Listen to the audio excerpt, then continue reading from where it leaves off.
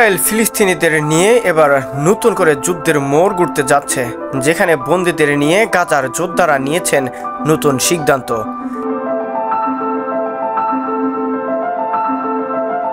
গাজাকে মাটির সঙ্গে মিশিয়ে দিতে নিজেদের অস্ত্র ভাণ্ডারের সবটুকু ঢেলে দিয়েছে ইসরায়েল। এমন পরিস্থিতিতে গাজায় বন্দী ইসরায়েলিদের উদ্ধার করতে সামরিক চাপের বিপরীতে নতুন কিছু ভাবতেই পারছে না দখলদার রাষ্ট্রটির প্রধানমন্ত্রী বেনিয়ামিন নেতানিয়াহু। সম্প্রতি এক আরব বেদুইন বন্দীকে জীবিত ও 6 বন্দীকে মৃত অবস্থায় উদ্ধার করেছে ইহুদি সেনারা। এমন পরিস্থিতিতে নিজেদের হাতে থাকা বাকি বন্দীদের নিয়ে নতুন সিদ্ধান্ত জানিয়েছে গাজার স্বাধীনতাকামী যোদ্ধারা।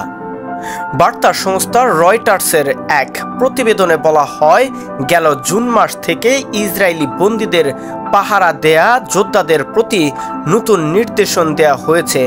মূলত জুনে গাজার নুসেইরাত অঞ্চলে ইসরায়েলি সেনাবাহিনী একটি বিশেষ অভিযান চালিয়েছে, 4 বন্দীকে উদ্ধার করে।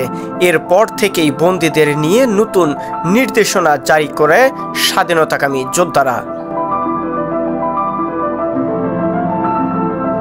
বার্তা সংস্থা রয়টার্সের এক প্রতিবেদনে বলা হয়, গেল জুন মাস থেকে ইসরায়েলি বন্দীদের পাহারা দেয়া যোদ্ধাদের প্রতি নতুন নির্দেশনা দেয়া হয়েছে। মূলত জুনে গাজার নুসেরাত অঞ্চলের ইসরায়েলি সেনাবাহিনী একটি বিশেষ অভিযান চালিয়ে 4 বন্দীকে উদ্ধার করে। তারপর থেকে বন্দীদের নিয়ে নতুন নির্দেশনা জারি করে স্বাধীনতাকামী যোদ্ধারা। বন্দীদের পাহারা দেয়া নিয়ে নতুন নির্দেশনায় ঘোষণা দেওয়ার কয়েকদিন আগেই গাজার একটি সুড়ঙ্গ থেকে 6 ইসরায়েলি বন্দীর মরদেহ উদ্ধার করে ইসরায়েলি সেনাবাহিনী।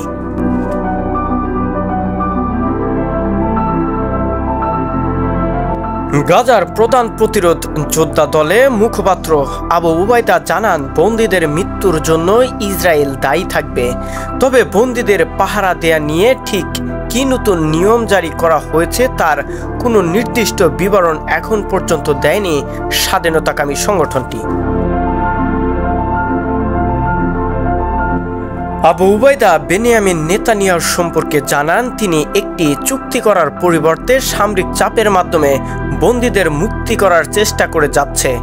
সামরিক চাপ দিয়ে বন্দীদের মুক্তির জন্য জোরাজোরির অর্থ হলো তাদের কাফন পরিয়ে তাদের পরিবারের কাছে ফিরিয়ে দেয়া। বন্দীদের পরিবারের বেছে নিতে হবে যে তারা তাদের প্রিয়জনকে মৃত নাকি জীবিত দেখতে চান।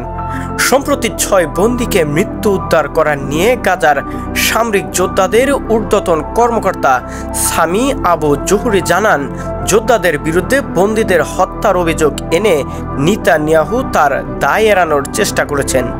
তিনি জানান, নেতানিয়াহু 6 বন্দীকে হত্যা করেছেন এবং তিনি বাকিদের হত্যা করতে বদ্ধপরিকর করেছেন। ইসরায়েলের উচিত নেতানিয়াহু চুক্তির মাধ্যমে একটি বেছে নেওয়া যে তিনি কি সিদ্ধান্ত নেবেন। এখন পর্যন্ত যিনি যে সিদ্ধান্তগুলো নিয়েছেন সেটা সম্পূর্ণ ইসরায়েলি সাধারণ নাগরিকদের বিপরীতে গিয়েছে।